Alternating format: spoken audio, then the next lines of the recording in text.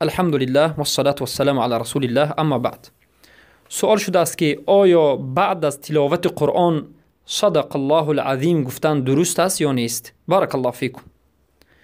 گرچنده که این کلمه معنای صحیح دارد، معنای درست دارد که معنیش الله راست گفت، الله بزرگ راست گفت، معنای این جمله همین است، اما با وجود این بعد از هر یک تلاوت این جمله را گفتن جایز نیست و این البته از سنت رسول اکرم صلی الله علیه و سلم نیست و هر چیزی که از سنت رسول اکرم صلی الله علیه و سلم نشد از بدعت است و این از بدعت است.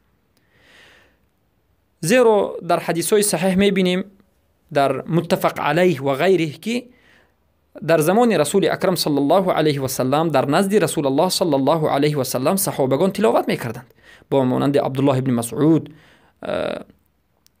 ابی ابن کعب و این چنین انس ابن مالک خادمشون. حتی در صحیح آمده است که رسول اکرم صلی الله علیه و سلم به صحابه میگند اقرأ.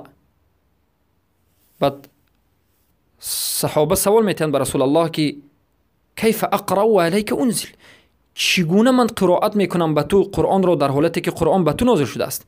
رسول اکرم صلی الله علیه و سلم میگند احب ان اسمع من غیری، من دوست میدارم که از غیرم من قرآن رو بشنوم.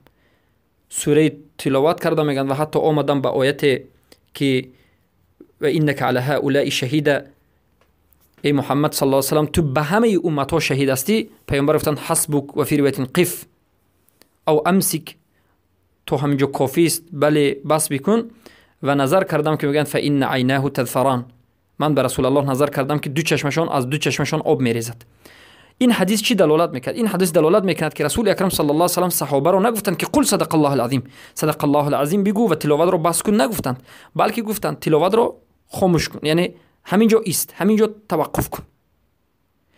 پس در زمان رسول اکرم صلی الله علیه و سلم بعد از تلاوت هیچ کسی صدق الله العظیم نمیگفت و در زمان صحابه و در زمان تابعین در قرن اول، دوم، سوم که بهترین قرن است که پیامبر گفتند بهترین قرن من است، ثم الذين يلونهم ثم الذين يلونهم، بعد از این قرن دوم و سوم در صدر اسلام، قرن اول، دوم، سوم قرن، پس صحابه و تابعین این چنین جمله بعد از هر یک تلاوت کرده نمیشد.